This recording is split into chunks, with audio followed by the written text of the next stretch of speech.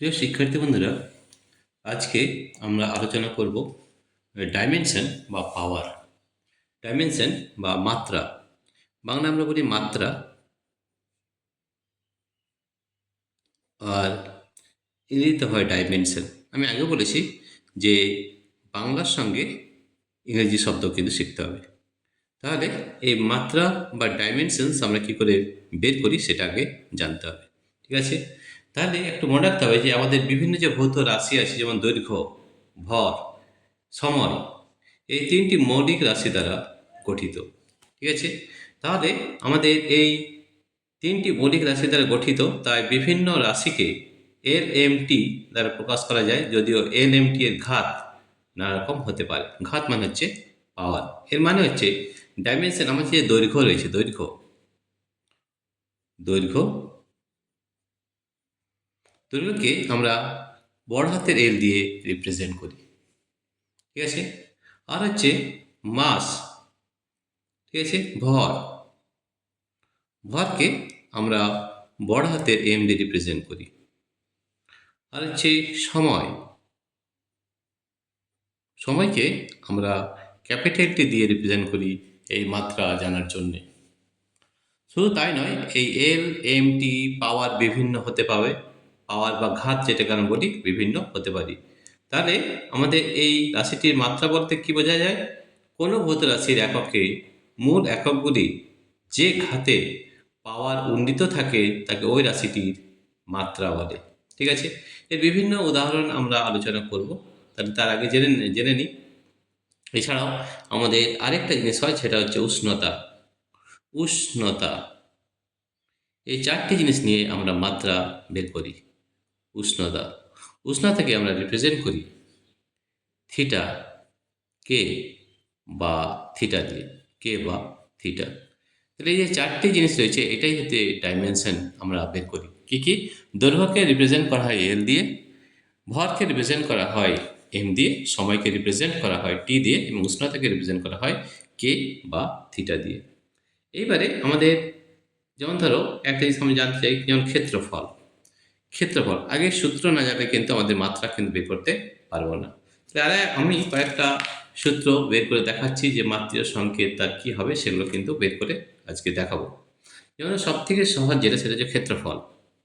ক্ষেত্রফল, এই যে ক্ষেত্রফল, ক্ষেত্রফলের সূত্রটা আগে কিন্তু জানতে হবে। ক্ষেত্রফল কি হয়?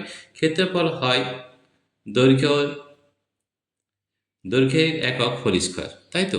তাহলে আমরা লিখে নিচ্ছি দৈর্ঘ্যের, দৈর্ঘ্যের দৈর্ঘ্যের একক তার হোল স্কোয়ার হয়। ঠিক আছে? এটা আমরা ক্ষেত্রফল। তো দৈর্ঘ্য আমরা কী দিয়ে রিপ্রেজেন্ট করি? দৈর্ঘ্য রিপ্রেজেন্ট করি এল দিয়ে। তাহলে ক্ষেত্রফলের যে আমাদের মাত্রা হবে, সেটা হবে আমাদের এল স্কোয়ার। এটা মাত্রা। এল এর পাওয়ার হচ্ছে 2, পাওয়ার বা আমরা যেটাকে ঘাত বলে থাকি, তাহলে হচ্ছে এল স্কোয়ার। ঠিক আছে? এবং আয়তন, এগুলো কিন্তু আমাদের একটু শিখে নিতে হবে। আয়তন আমরা কীভাবে মাত্রা বের করি? আয়তন, আয়তন বের করতে গেলে সব থেকে যেটা জানতে হবে সেটা হচ্ছে আমাদের সূত্র। আয়তন আমাদের কি হয়? আয়তন হয় দৈর্ঘ্য গুণিত প্রস্থ গুণিত উচ্চতা, তাই তো? তাহলে আয়তন হচ্ছে দৈর্ঘ্য গুণিত প্রস্থ, দৈর্ঘ্য গুণিত প্রস্থ গুণিত উচ্চতা, দৈর্ঘ্য গুণিত প্রস্থ গুণিত উচ্চতা। তাহলে দৈর্ঘ্যকে আমরা কি দিয়ে রিপ্রেজেন্ট করি? এল দিয়ে। তাহলে এল, প্রস্থকে আমরা দৈর্ঘ্য বলতে পারি, বড় প্রস্থ হচ্ছে এল, উচ্চতা হচ্ছে এল।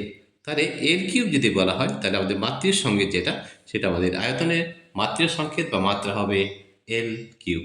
এইভাবে আমরা সব কিছু বের করতে পারি।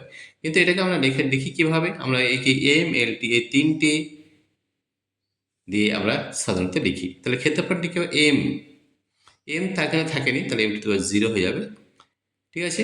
এল, এল স্কোয়ার হবে, আর টি এ হবে 0। আমরা এইভাবে লিখি। এম 0 মানে কি?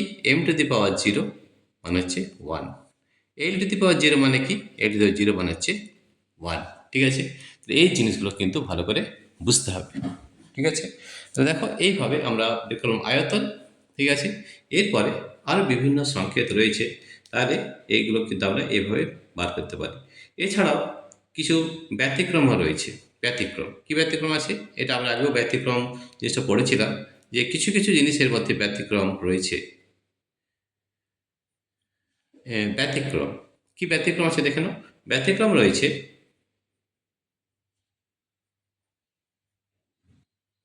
ব্যতিক্রম যেমন কোন রাশি কিন্তু মাত্রাহীন, কিন্তু এটির একক আছে। এই যে কোন আমাদের কোন কোন রাশিটি কিন্তু মাত্রাহীন, কোন রাশিটি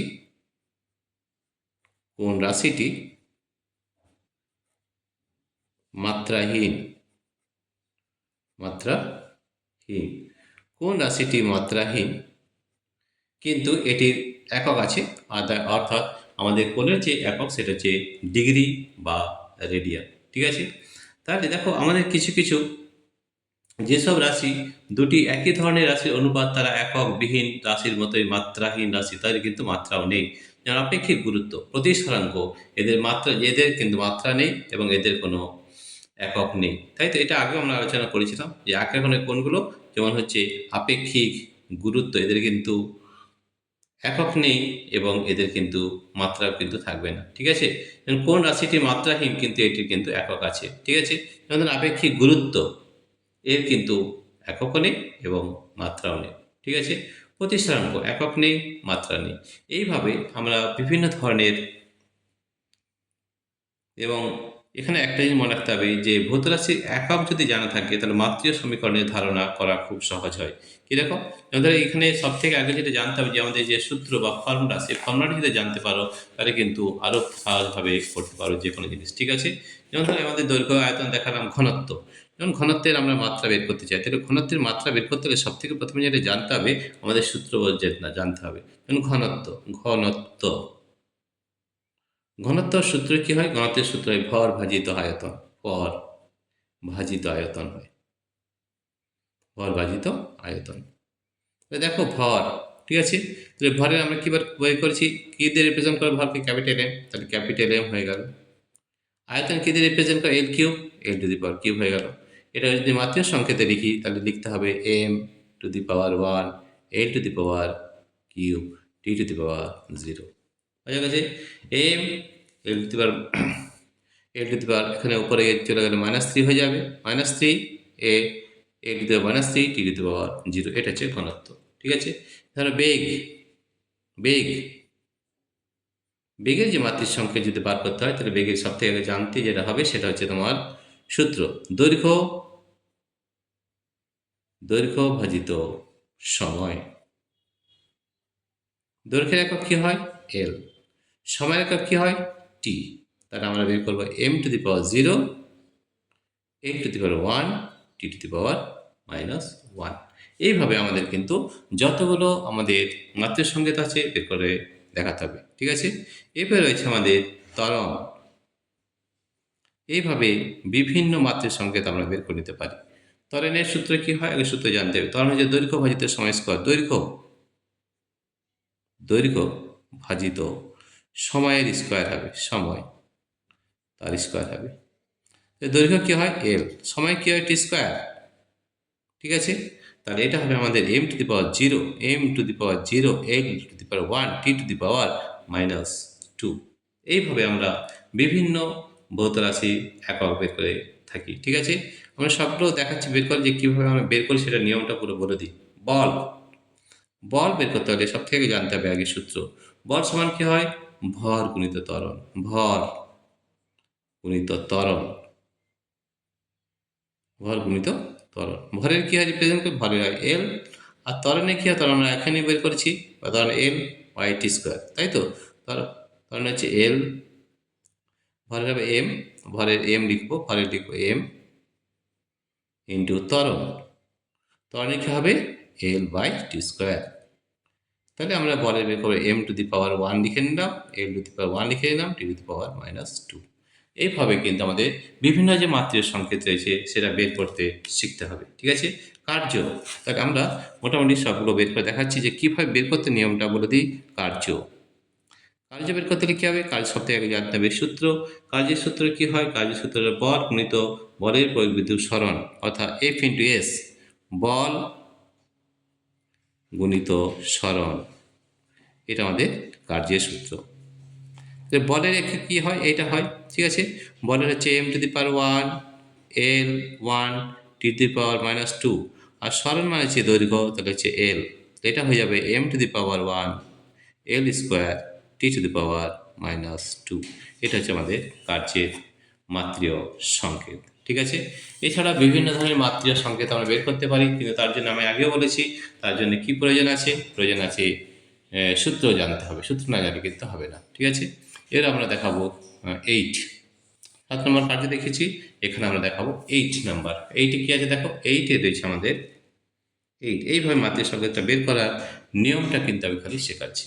8 ক্ষমতা, ক্ষমতা,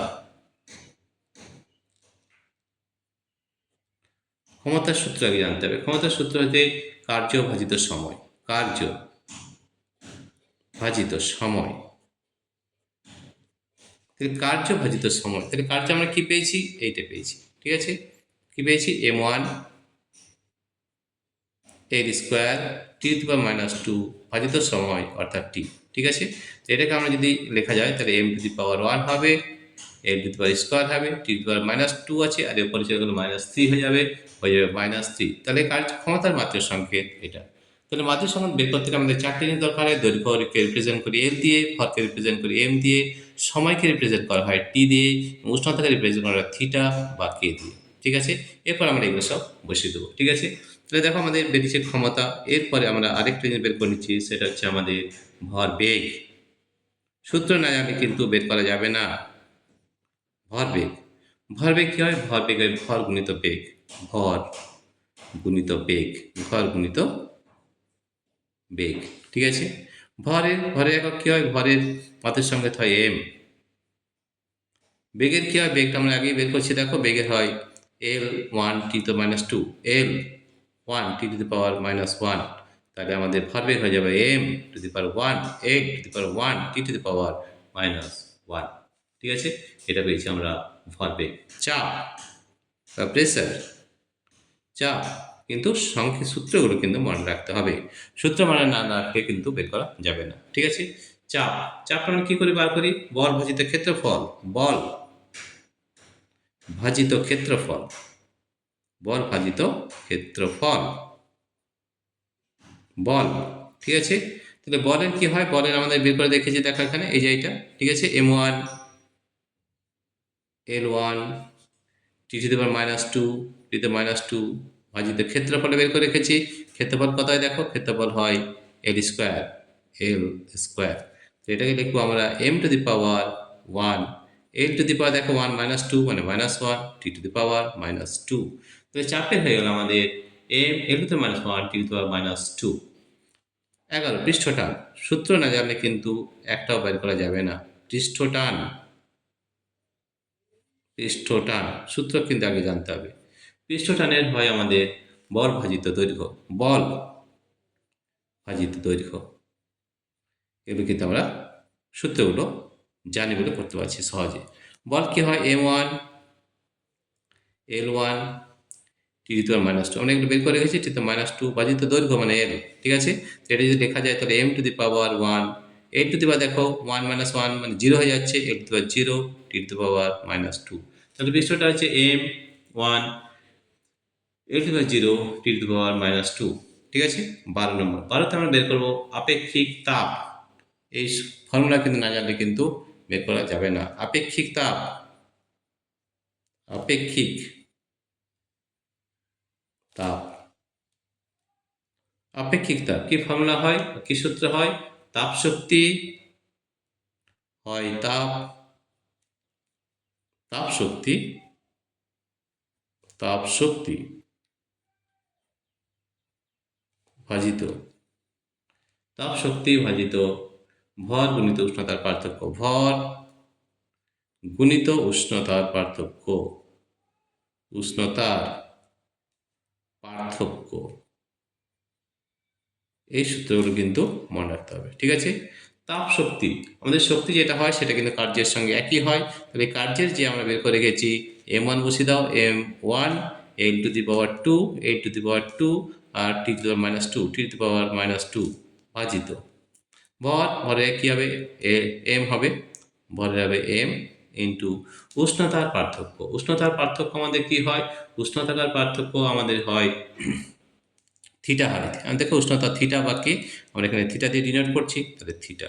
তাহলে দেখো এম কেটে আছে, তাহলে M to the power 0, L to the power square, T to the power -2, theta to the power উপরে গেলে -1। ঠিক আছে, কি পেলাম তাহলে, আপেক্ষিক তাপ আমরা পেয়েছি m0 l square T to the power -2 theta to the power -1। ঠিক আছে, এরপরে আরও দুটো করে নেব, আরও দুটো যেটা রয়েছে সেটা হচ্ছে তাপগ্রাহিতা। ঠিক আছে, আমরা করব তাপগ্রাহিতা। তাপগ্রাহিতা তাপগ্রাহিতা তাপগ্রাহিতা হয় ভর গুণিত আপেক্ষিকতা। ভর ভর গুণিত আপেক্ষিকতা।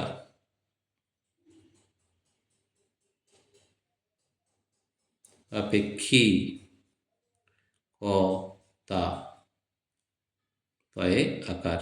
ঠিক আছে, তাহলে দেখ আপেক্ষিক আমরা বের করেছি m0 l স্কোয়ার, তাহলে এখানে এমটা যোগ হয়ে যাবে, ভরের হয় এম, আর আপেক্ষিক কথা হচ্ছে এইটা m to the power 0 l square T to the power -2 theta to the power -1, theta to the power -1। তাহলে আমরা কত পাচ্ছি দেখো, তাহলে পাচ্ছি m to the power 1, m to the power 1, l to the power square T to the power -2 theta to the power -1। ঠিক আছে, আরেকটা বের করবো, এটা হচ্ছে আমাদের শেষটা বের করে নিচ্ছি, সেটা হচ্ছে আমাদের কৌণিক ভরবেগ। কৌণিক ভরবেগ কী হয়, আগে কিন্তু সূত্র না জানলে কিন্তু এগুলো বের করা যাবে না, ডাইমেনশনে আগে সূত্র জানতে হবে। কৌণিক ভরবেগ, কৌণিক ভরবেগ, কৌণিক ভরবেগ কি হয়, কৌণিক ভরবেগ হয় ভর গুণিত বেগ গুণিত ব্যাসার্ধ, হয় ভর গুণিত বেগ গুণিত ব্যাসার্ধ, গুণিত ব্যাসার্ধ। ঠিক আছে, ভরের কি হয় এম। বেগ আমরা বের করে রেখেছি, দেখো বেগ বের করে রেখেছি, আমাদের বেগ হচ্ছে l1 T to the power -1। ব্যাসার্ধ, ব্যাসার্ধ মানে এল হবে, আবার ব্যাসার্ধ একটা দৈর্ঘ্য, তাহলে হচ্ছে এল, তাহলে আমরা পেলাম M to the power 1, M to the power 1, L to the power square T to the power -1। এইভাবে আমাদের বিভিন্ন মাত্রা বা ডাইমেনশন বের করতে হয়। আমরা আরেকবার রিপিট করছি, আমাদের মাত্রা বা ডাইমেনশন বের করতে হলে আমাদের চারটে জিনিস দরকার হয়। দৈর্ঘ্যকে রিপ্রেজেন্ট করা হয় এল দিয়ে, ভরকে রিপ্রেজেন্ট করা এম দিয়ে, সময়কে রিপ্রেজেন্ট করা টি দিয়ে, উষ্ণতাকে রিপ্রেজেন্ট করা থিটা বা কে দিয়ে। আমরা এখানে থিটা ব্যবহার করেছি, বা কে দিলেও হবে। ঠিক আছে, তাহলে ক্ষেত্রফল কি দৈর্ঘ্যের এককের হোল স্কোয়ার হয়, তাহলে এল স্কোয়ার, তাহলে আমরা পেয়ে গেলাম m0 l square T to the power 0। সাধারণত এই তিনটে দিলে রিপ্রেজেন্ট করলেই হবে, থিটাটা না দিলেও চলবে, যেখানে থিটা লাগবে সেখানে আমরা থিটার জন্য এখানে আমাদের লাগছে আপেক্ষিক তাপ m0 l square T to the power -2 theta to the power -1।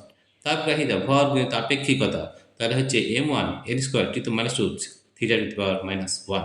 কৌণিক ভরবেগ ভর গুণিত বেগ গুণিত ব্যাসার্ধ, তাহলে m l l1 to the -1 into l, তাহলে m1 l square to the power -1। প্রিয় শিক্ষার্থী বন্ধুরা, তোমাদের যদি এই ভিডিওটি ভালো লেগে থাকে তাহলে প্লিজ সাবস্ক্রাইব, লাইক ও শেয়ার অবশ্যই করবে। Thank you everybody for watching this video.